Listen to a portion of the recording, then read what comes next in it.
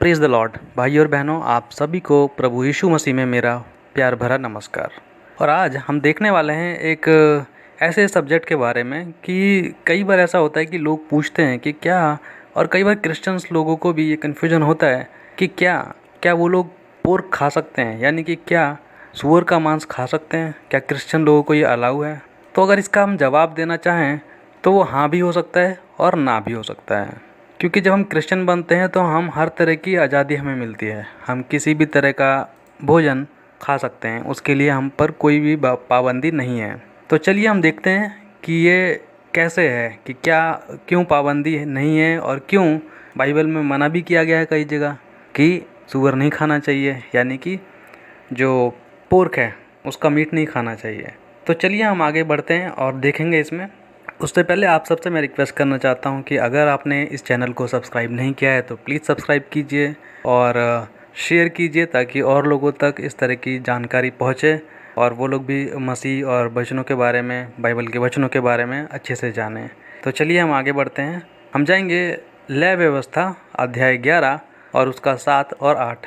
यहाँ लिखा है, और सूअर जो चिरे अर्थात फटे खुर का होता है परंतु पागुर नहीं करता, इसलिए वह तुम्हारे लिए अशुद्ध है। इनके मांस में से कुछ न खाना और इनकी लोथ को छूना भी नहीं, और ये तो तुम्हारे लिए अशुद्ध है। तो यहाँ पे जो यहूदी लोग थे, जो इज़राइलाइट्स थे, इज़राइल के लोग, उनको कुछ नियम कानून दिए गए थे अलग अलग चीज़ों के लिए। खाने पीने के लिए भी उसमें से एक कानून है, एक रूल है, और उसका जो नियम है उसमें ये बताया गया है कि आप जो है सूअर नहीं खा सकते, क्योंकि उसके जो खुर हैं, यानी कि जो जो पैर होते के नाखून होते हैं वो फटे हुए होते हैं, अलग अलग रहते हैं। लेकिन क्या करता है वो, पागुर नहीं करता। पागुर का मतलब कि जो है चबा चबा के नहीं खाता, जैसे साइड में जैसे बाकी जानवर होते हैं, बंदर या फिर गाय या फिर बकरी, तो उस तरह से नहीं खाता। तो इसलिए यहोवा परमेश्वर ने बोला कि वो तुम्हारे लिए अशुद्ध है, उसको छूना भी नहीं, उससे दूर ही रहना। अब इसी से मिलता जुलता हम एक और वचन देखेंगे, व्यवस्था विवरण अध्याय 14 और उसका 1 से 8। और यहाँ पर भी यहाँ पे काफ़ी लंबी चौड़ी लिस्ट है कि क्या खाना है क्या नहीं। तो देखते हैं हम। यहाँ लिखा है, तुम अपने परमेश्वर यहोवा के पुत्र हो, इसलिए मरे हुओं के कारण ना तो अपना शरीर चीरना, ना अपनी भौंवों के बाल मुड़ाना, क्योंकि तू अपने परमेश्वर यहोवा के लिए एक पवित्र समाज है।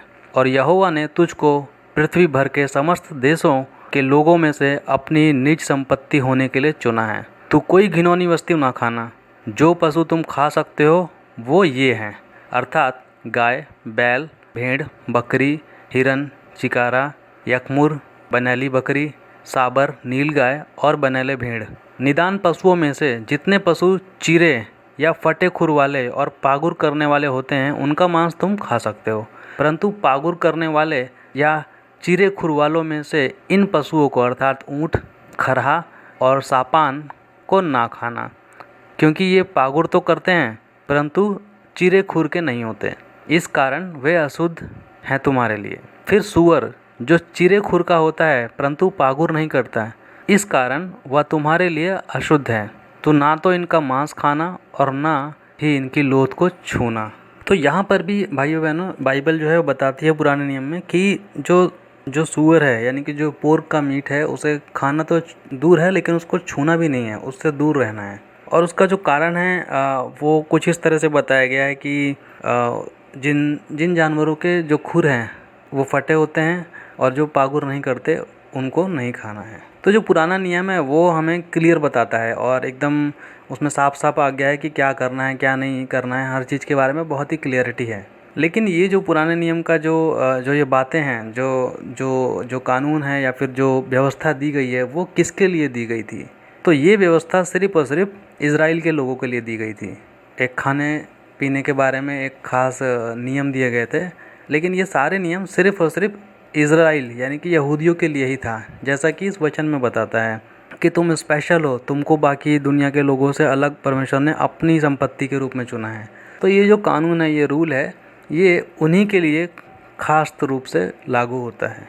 तो फिर अब हम देखेंगे कि नए नियम में इस बारे में क्या है। हम जाएंगे इफिसियों के अध्याय 2 और उसका 15 और 16। यहाँ पे लिखा है, और अपने शरीर में वैर अर्थात वह व्यवस्था जिसकी आज्ञाएं विधियों की रीति पर थी मिटा दिया, और दोनों ने अपने में से एक नया मनुष्य उत्पन्न करके मेल करा दिया, और क्रूस पर वैर को नाश करके इसके द्वारा दोनों को एक देह बनाकर परमेश्वर से मिलाए।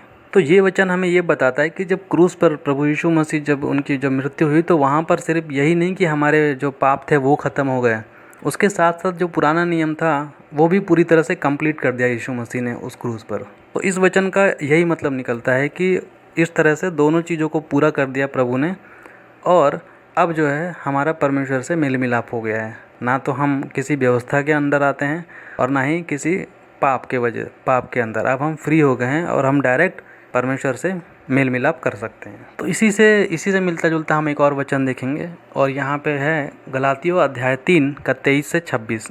पर विश्वास के आने से पहले व्यवस्था की अधीनता में हमारी रखवाली होती थी, और विश्वास के आने तक जो प्रकट होने वाला था हम उसी के बंधन में रहे। इसलिए व्यवस्था मसीह तक पहुँचाने को हमारा शिक्षक हुई कि हम विश्वास से धर्मी ठहरे।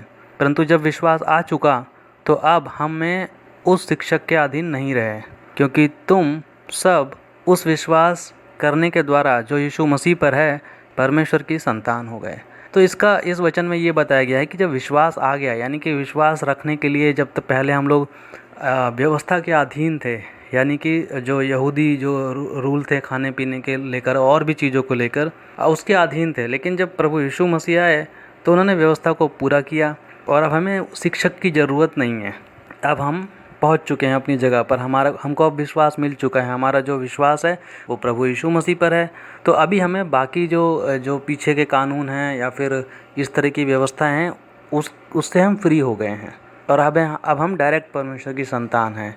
ये एक बीच का रास्ता था जब तक यीशु मसीह नहीं आए थे, लेकिन जो लोग यीशु मसीह पर विश्वास करते हैं उनके लिए अब ये रास्ता साफ हो गया है। एक और वचन है रोमियो अध्याय 10 का 4, और यहाँ पे लिखा है, क्योंकि हर एक विश्वास करने वाले के लिए धार्मिकता के निमित्त मसीह व्यवस्था का अंत है।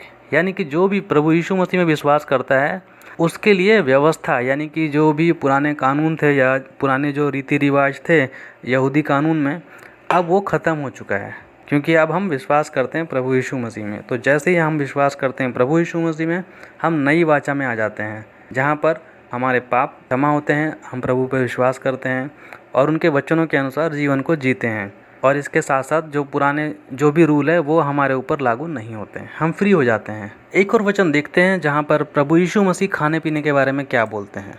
यहाँ पे है मरकुस अध्याय 7 का 18 और 19, और यहाँ पे लिखा है, उसने उनसे कहा, क्या तुम भी ऐसे ना समझे हो? यानी कि क्या तुम भी ऐसे ना समझ हो? क्या तुम नहीं समझते कि जो वस्तु बाहर से मनुष्य के भीतर जाती है वह उसे अशुद्ध कर देती है? अशुद्ध नहीं कर सकती, क्योंकि वह उसके मन में नहीं परंतु पेट में जाती है और संडास में निकल जाती है। यह कहकर उसने सब भोजन वस्तुओं को शुद्ध ठहराया। तो यहाँ पे जो प्रभु यीशु मसीह हैं वो क्लियर बताते हैं कि अगर किसी व्यक्ति को कोई चीज़ अशुद्ध करती है तो जो बाहर से उसके अंदर जाती है वो नहीं, बल्कि जो उसके अंदर से बाहर निकलती है। यानी कि जो भी हम खाना पीना खाते हैं वो सारी चीज़ें तो जो है हमारे संडास के द्वारा बाहर आ जाती है। लेकिन जब हम अपने मन से कोई बातें निकालते हैं, अपने मुंह से जब बोलते हैं, तो वो हम अपने मन से, अपने विचार जो हमारे दिल में आते हैं वही हम बोलते हैं। तो बेसिकली यहाँ पर उन्होंने क्या बोला है कि प्रभु यीशु मसीह ने हर तरह के खाने को शुद्ध ठहराया, यानी कि खाने पीने का कोई रोक टोक नहीं है। आप चाहें तो किसी भी तरह का भोजन कर सकते हैं। अभी प्रभु यीशु मसीह ने हर तरह के खाने को शुद्ध ठहराया है कि आप फ्री हैं, एक क्रिश्चियन होने के नाते आप फ्री हैं, आप कुछ भी खा सकते हैं और इसमें कोई प्रॉब्लम नहीं है। अभी इसमें एक कन्फ्यूजन ये आता है कि कई बार कुछ लोग बोलते हैं कि तो फिर इसी से सपोर्टिव एक वचन है जहाँ पे पतरस को विजन मिलता है और वहाँ पर उसको भी बताया जाता है। तो हम वो वचन पढ़ते हैं, प्रेरितों के काम अध्याय 10 का 9 से 15, और यहाँ लिखा है, दूसरे दिन जब वे चलते चलते नगर के पास पहुँचे तो दोपहर के निकट पतरस कोठे पर प्रार्थना करने चढ़ा और उसे भूख लगी और कुछ खाना चाहता था, परंतु जब वे तैयार कर रहे थे तो वह बेसुध हो गया और उसने देखा कि आकाश खुल गया और एक पात्र बड़ी चादर के समान चारों कोनों से लटकता हुआ पृथ्वी की ओर उतर आया जिसमें पृथ्वी के सब प्रकार के चौपाए और रेंगने वाले जंतु और आकाश के पक्षी थे। और उसे एक शब्द सुनाई दिया कि हे पतरस, उठ, मार के खा। परंतु पतरस ने कहा, नहीं प्रभु, कदापि नहीं, क्योंकि मैंने कभी कोई अपवित्र वस्तु को नहीं खाया। फिर दूसरी बार उसे शब्द सुनाई दिया कि जो कुछ परमेश्वर ने शुद्ध ठहराया उसे अशुद्ध मत कह।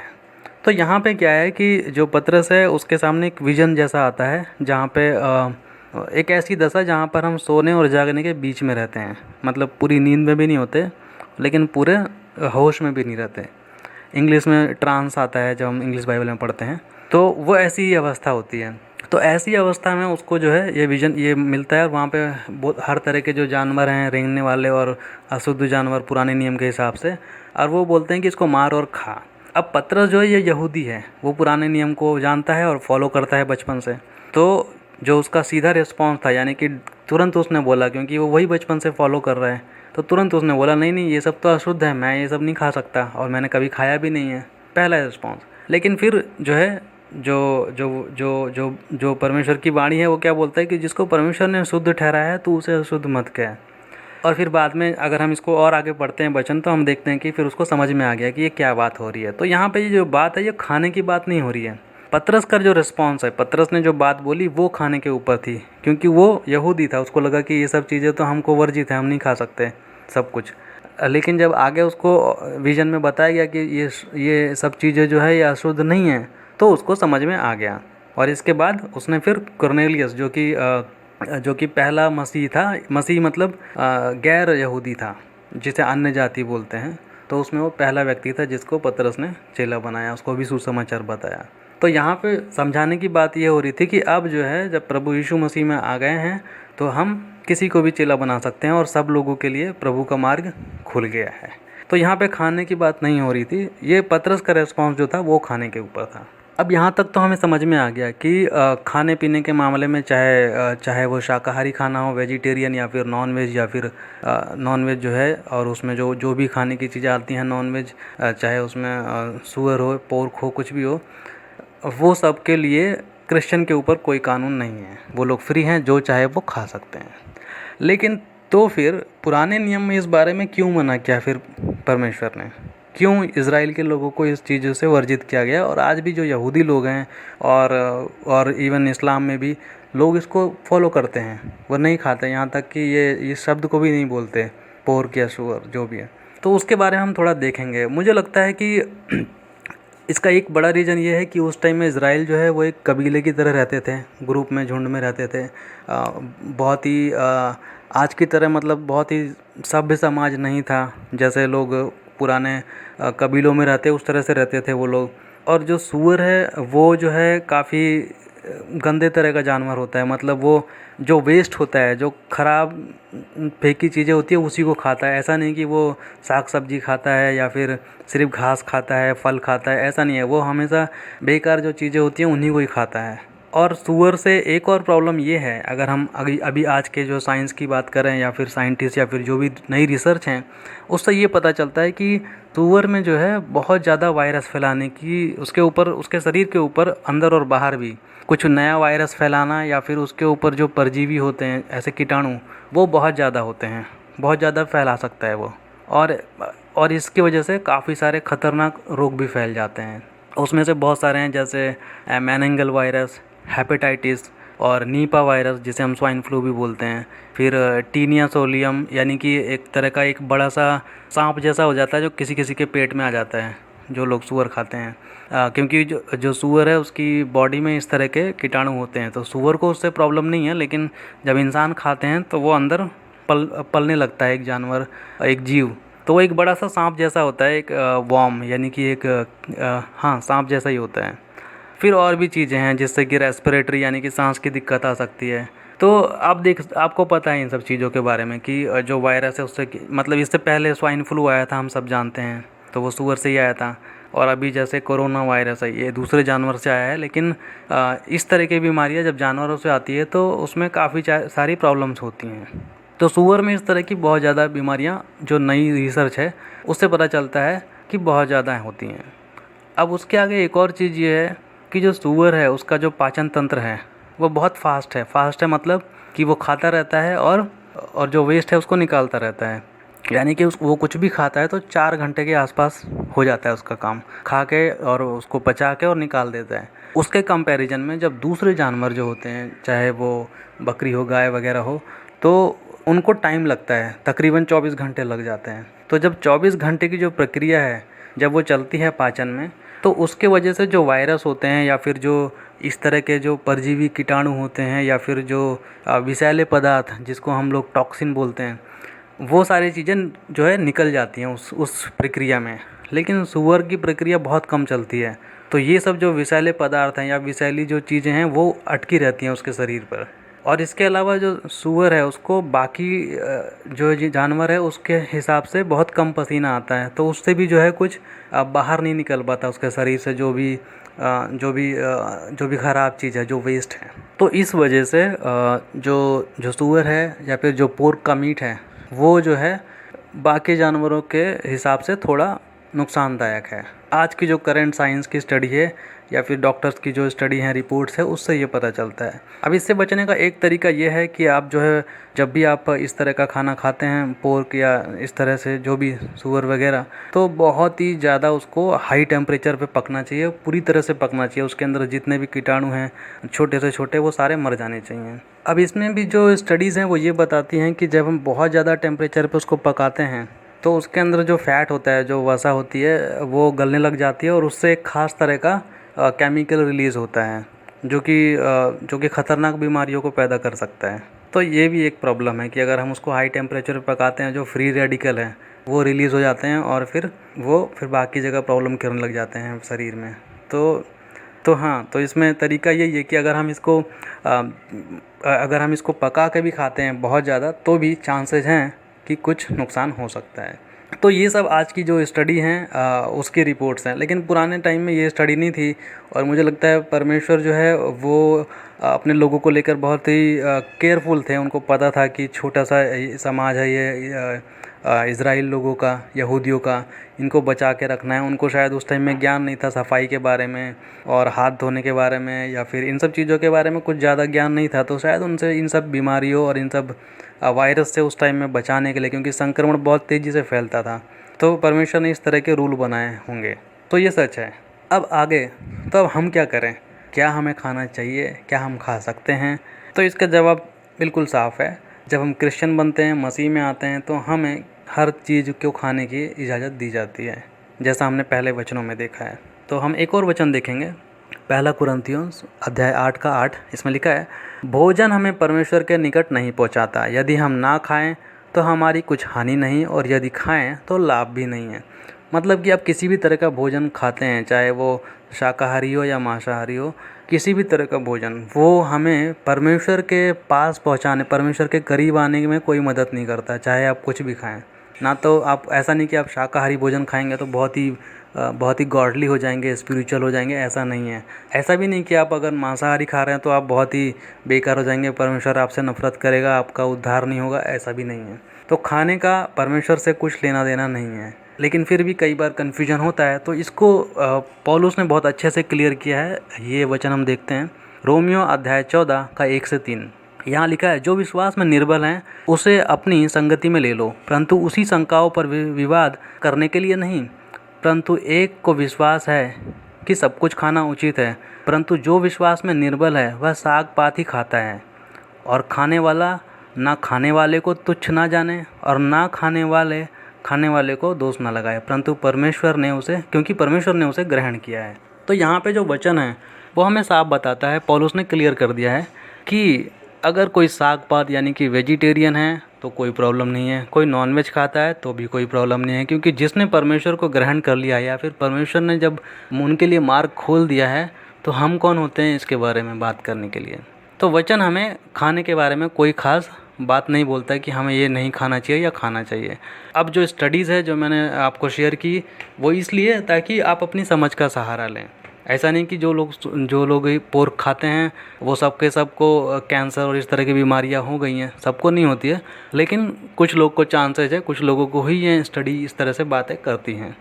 तो हमें अपने विवेक का सहारा लेना चाहिए। परमेश्वर, एक क्रिश्चियन होने के नाते हम क्लियर हैं कि हमें सारी चीज़ों की इजाज़त है। और साथ ही साथ अगर आप इस चीज़ों को खा रहे हैं, इस चीज़ का सेवन कर रहे हैं तो बहुत केयरफुल कीजिए, उसको अच्छे से पकाइए और जितना हो सके उसको साफ़ सफाई रखिए, ताकि इस तरह की कोई फ्यूचर में 10 साल 20 साल में कोई ऐसी शारीरिक समस्या ना आए, क्योंकि उसमें थोड़े से टॉक्सिन तो रहते हैं। तो मैं आशा करता हूँ भाइयों बहनों कि आप समझ गए हैं कि हमें क्रिश्चियन होने के नाते सुअर यानी कि पोर्क खाना चाहिए या नहीं। तो क्रिश्चियन होने के नाते क्लियर है कि हमें किसी भी तरह के खाने की कोई मनाही नहीं है। हम सारे पुराने नियम के जो रूल हैं, जो कायदे कानून हैं, उससे फ्री हैं। हमारे लिए एक ही कानून है कि हमें प्रभु यीशु मसीह पे विश्वास करना है, और जो अगर हम विश्वास करते हैं तो उसका मतलब ये है कि उसकी सारी आज्ञाओं को मानना, अपने जीवन को और अपनी जो आचरण है उसको पवित्र रखना, परमेश्वर के वचन को फैलाना और उसकी बातों पे अमल करना। और साथ ही साथ हमें अपने स्वास्थ्य का भी ध्यान रखना है, ताकि हम अच्छा खाना खाएं, स्वस्थ रहें और परमेश्वर ने जो हमें जीवन और शरीर दिया है उसकी महिमा कर सकें।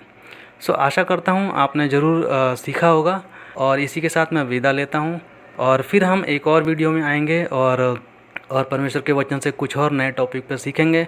अगर आपका कोई सवाल या सुझाव या फिर आप कोई ख़ास टॉपिक के बारे में जानना चाहते हैं तो मुझे कमेंट बॉक्स में ज़रूर लिखिए, ताकि मैं उस बारे में वीडियो बनाऊं और परमेश्वर के वचन से बता सकूं जितना हो सके, अच्छे से अच्छा और बेहतर से बेहतर। सो मैं विदा लेता हूं। परमेश्वर की महिमा हो। आमीन।